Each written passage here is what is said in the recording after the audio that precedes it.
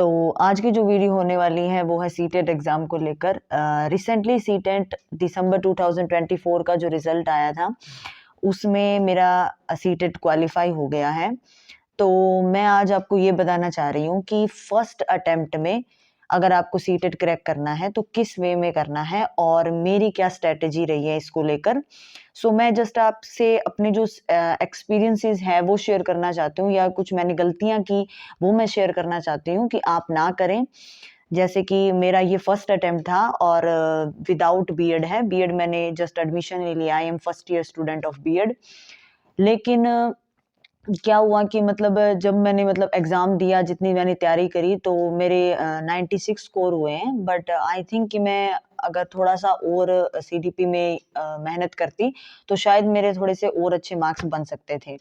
तो मैंने क्या गलतियाँ की जो आपको अवॉइड करनी है, और कुछ ऐसी चीज़ें हैं जिसके मैं आज आपको जवाब देने वाली हूँ। जैसे कि ज़्यादातर मैंने जगह क्या देखा, जब भी बच्चे किसी एग्ज़ाम की तैयारी कर रहे होते हैं, तो आप कोई भी वीडियो देखते हैं तो अक्सर आपको उसके नीचे देखने को मिलेगा कि मैंने इस एग्ज़ाम की क्या तैयारी कर रहे हो, मैंने तो एग्ज़ाम 3 दिन में निकाल दिया, मैंने एग्ज़ाम 7 दिन में निकाल दिया। इवन आपको ऐसे भी मिल जाएँगे कि मैंने तो एग्ज़ाम के लिए पढ़ा ही नहीं, फिर भी निकाल दिया।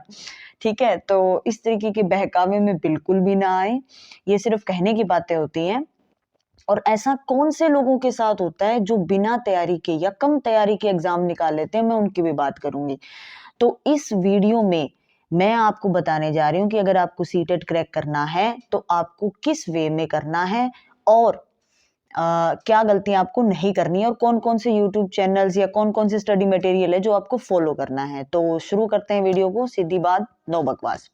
तो सबसे पहले मैं बताना चाहूंगी कि जो इस एग्जाम की तैयारी कर रहे हैं उन लोगों को मैं 3 कैटेगरी में बांटना चाहूंगी। फर्स्ट कैटेगरी के लोग वो हैं जो किसी जॉब में हैं और वो टीचिंग जॉब में है। मतलब फर्स्ट कैटेगरी वाले वो लोग हुए जो टीचिंग जॉब में हैं। अब टीचिंग जॉब से मेरा मतलब है कि जो प्राइवेट स्कूल्स में पढ़ा रहे हो, कोचिंग्स में पढ़ा रहे हो, या कोई ट्यूशन पढ़ा रहे हैं, ये सारे जो लोग हो गए वो टीचिंग जॉब में आ रहे हैं।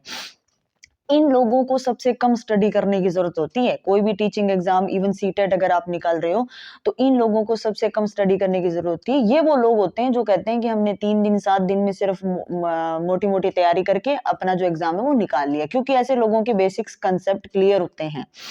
तो मैं बताना चाहूंगी कि जो टीचिंग जॉब में है उनके पास टाइम कम होता है, लेकिन उनका बेनिफिट भी ये होता है कि आपको सिर्फ वही एग्जाम क्रैक करना है जिस फील्ड में आप जिससे जुड़े हुए हो, है ना।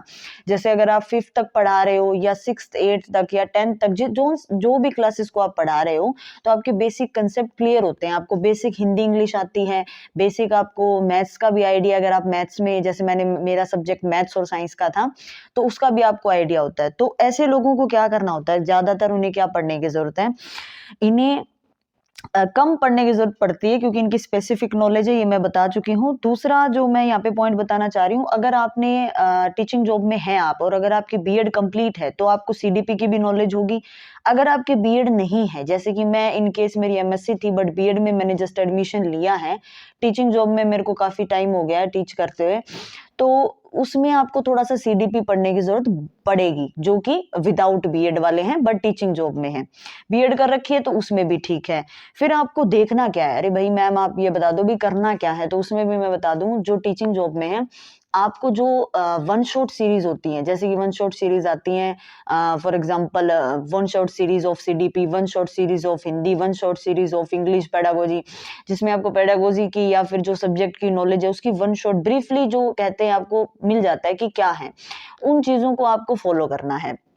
दूसरी चीज क्या है कि आपको पीवाईक्यू, जो पीवाईक्यू है वो करके देखने हैं। तो जो टीचिंग जॉब में, उनको तो मैं कहूंगी कि आप एक कोई मॉक टेस्ट लगा लो पहले, कोई भी फ्री ऑनलाइन मिल जाएगा, अगर आपने ले रखा है तो बहुत अच्छी बात है।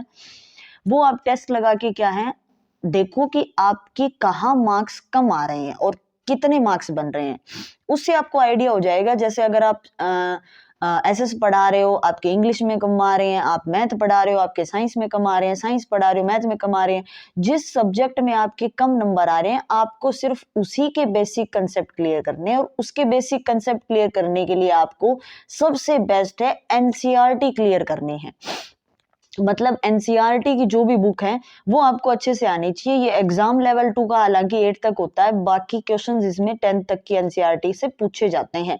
तो अब ये मत मान के चले कि 6 to 8 ही है, आप 9 10th की अगर देखेंगे साइंस में 9 10th के क्वेश्चंस पूछे जाते हैं, तो आपको वो भी आनी चाहिए। तो मैं कहूंगी जो टीचिंग जॉब में है वो वन शॉट को फॉलो करें ज्यादा से ज्यादा। कौन से चैनल्स हैं वो भी मैं आगे बताऊंगी वीडियो में। दूसरी चीज मैंने बताई है कि वो पीवाईक्यूज को फॉलो करें, ज्यादा उन्हें बेसिक कंसेप्ट की जरूरत नहीं है। और पीवाईक्यू में ये देखें कि कौन से सब्जेक्ट में उन्हें नॉलेज कम हो रही है, मतलब किस में उनका कौन सा उनका वीक पॉइंट है, तो उनकी वो एनसीईआरटी लगाएं। दूसरे जो लोग आते हैं वो है नॉन टीचिंग जॉब वाले, जो जॉब में तो हैं लेकिन वो नॉन टीचिंग में है, यानी कि कोई 9 to 5 जॉब कर रहे हैं या कुछ और प्राइवेट काम कर रहे हैं या कोई गवर्नमेंट जॉब कुछ और कर रहा हो बट वो टीचिंग में आना चाहता हो। तो ऐसे केस वाले जो लोग होते हैं उन्हें सबसे ज्यादा स्मार्ट स्टडी की जरूरत होती है, क्योंकि इनके पास समय भी कम होता है और जो जहां पर ये समय लगा रहे हैं वो स्टडी से भी रिलेटेड नहीं है। तो ऐसे लोगों को सबसे ज्यादा पढ़ना है कम टाइम में, पहली बात तो ये। तो पहला टॉपिक तो इनके लिए सेम ही रहेगा, जो कि है वन शॉट सीरीज आप जरूर देखें, क्योंकि आपके पास टाइम कम है। कई बार क्या होता है कि हम यूं मान लेते हैं कि ये प्लेलिस्ट हम फॉलो करेंगे, उसमें 30-35 वीडियोस होती हैं, बहुत डिटेल में बताया जाता है, और वही 30-35 वीडियोस का आपको सार जो है किसी वन शॉट में मिल जाएगा 7-8 घंटे की वीडियो में, जिसमें आपका काम भी बन जाएगा और वो हम देख भी नहीं पाते हैं, क्योंकि आधे से ज्यादा तो तभी हार मान लेते हैं कि 35 वीडियो देखनी है, उसके बाद फिर हिंदी भी तो पढ़नी है, इंग्लिश भी तो पढ़नी है। तो आप क्या करें कि जो लॉन्ग वीडियोस हैं, वन शॉट सीरीज है, उनको फॉलो करें। दूसरा, आपको पीवाईक्यू भी फॉलो करना है, यानी यहाँ तक के रूल वही हैं जो मैंने फर्स्ट कैटेगरी के लिए बताए थे। थर्ड रूल आपका अलग है। थर्ड रूल है आपका मोस्ट इंपॉर्टेंट, रिवीजन करनी है। जो टीचिंग जॉब में होते हैं उनकी रिवीजन अपनी आप हो जाती है, स्कूल में जाते हैं, ट्यूशन में जाते, मतलब होते हैं, कोचिंग में जाते हैं, वहां पर अपना सब्जेक्ट पढ़ा देते हैं, उनकी रिवीजन हो गई, उन्हें कोई रिवीजन की जरूरत नहीं है। जैसे मैं अगर बताऊं तो मैंने मैथ साइंस से किया है, सीटेट फर्स्ट अटेम्प्ट दिया है, तो मैथ्स का तो मुझे लग रहा है कि मैंने कुछ पढ़ा ही नहीं है। तो सिर्फ मैंने थोड़ा साइंस का पढ़ा था और मैंने मेनली सीडीपी पढ़ी थी, क्योंकि वो मैंने कभी मतलब बीएड भी नहीं करी, तो मुझे कोई आइडिया नहीं था कि सीडीपी में कैसे क्वेश्चंस होंगे। तो दूसरी चीज, मेन जो 3 चीज मैंने आपको बताई हैं, वन शॉट, पीवाईक्यू और थर्ड वन रिवीजन। अब आप रिवीजन कैसे करोगे? रिवीजन के भी मैं यहाँ पे कई आपको तरीके बता देती हूँ। रिवीजन करने के बेस्ट तरीके क्या होते हैं कि या तो आप जैसे जो भी आप बोल रहे हो बोल बोल कर पढ़े, और उस जो आपने बोला है उसकी ऑडियो रिकॉर्ड कर लें। फिर आप क्या करें कि उसे, कोई भी काम कर रही हैं, जितनी भी वर्किंग वुमेन है, जो मतलब बाहर अगर कोई जॉब करते हैं या फिर हाउसवाइफ भी है, हाउस मेकर है, जो घर पर कोई काम मतलब करते हैं, तो उन्हें बिजी शेड्यूल होता है उनका, तो ऐसे में बेस्ट है कि आप ऑडियो रिकॉर्ड कर लें और अपना साथ में काम करते रहें, साथ साथ में आपकी रिवीजन होती रहेगी। दूसरा है कि अगर आपके पास टाइम है तो आप जो है ट्यूशन पढ़ा सकते हैं घर पर। तीसरा जो है, अगर आपके पास टाइम नहीं है, ये चीज नहीं है, तो आप क्या करें कि जितना कुछ भी आपने पढ़ा है, संडे को आप क्या करें, अपना यूट्यूब चैनल खोल लें। संडे को आप उस पर जो है, जो जितना भी आपने पढ़ा है, जो भी नोट्स हैं आपके, वो एक बार उनको समझा दें। इवन आपका कोई देख भी रहा हो, नहीं भी देख रहा हो, कोई फॉलो कर रहा है, लाइक कर रहा है, वो मैटर नहीं करती चीजें। मैटर करती है कि अगर आप कुछ चीज स्टार्ट कर रहे हो तो आपको रिवीजन हो जाएगी आपकी, और कुछ हो ना हो आपकी रिवीजन हो जाएगी। तो ये आप रिवीजन की टिप्स जो है फॉलो कर सकते हो। मेरे अकॉर्डिंग ये चीजें थी। इसके अलावा जो सेकंड है, उन्हें एनसीईआरटी पर बहुत ध्यान देना है, जो सेकंड कैटेगरी के लोग हैं, क्योंकि उनके बेसिक कंसेप्ट इतने क्लियर नहीं होते कई बार किसी कारण से, तो उन्हें एनसीईआरटी को फॉलो करना है। कई बार ऐसा देखती हूँ मैं कि हम किसी भी एग्जाम की तैयारी कर रहे होते हैं, तो एक कहता है कि आप ये बुक पढ़ लो, दूसरा कहता है ये पढ़ लो, अरिहंत की पढ़ लो, तीसरा कहता है इसकी पढ़ लो, इसके नोट्स इंपॉर्टेंट है। भाई कुछ इंपॉर्टेंट नहीं है। सीडीपी के लिए मैं वीडियोस वगैरह बता दूंगी, बाकी सब्जेक्ट के लिए एनसीईआरटी से बढ़िया कोई दूसरी चीज नहीं है। एनसीईआरटी पढ़ लो, आप उसको समझ लो। थर्ड जो कैटेगरी आती है वो आती है स्टूडेंट्स की।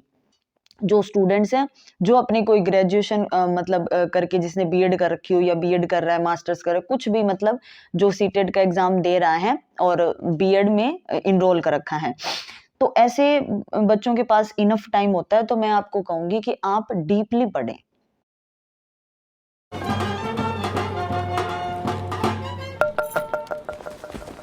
मंडप तो इधर है।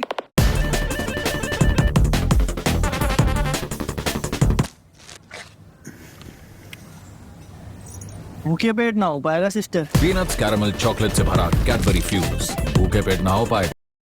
क्या फायदा ऐसे एग्जाम निकाल के जिसमें आप मतलब एग्जाम निकाल भी ले 3 दिन पढ़ के 7 दिन पढ़ के। भाई ये एग्जाम सिर्फ एक सीढ़ी है टीचर बनने की। ऐसा नहीं है कि इसको क्रैक करते ही टीचर बन गए। ठीक है, ये एक सीढ़ी है।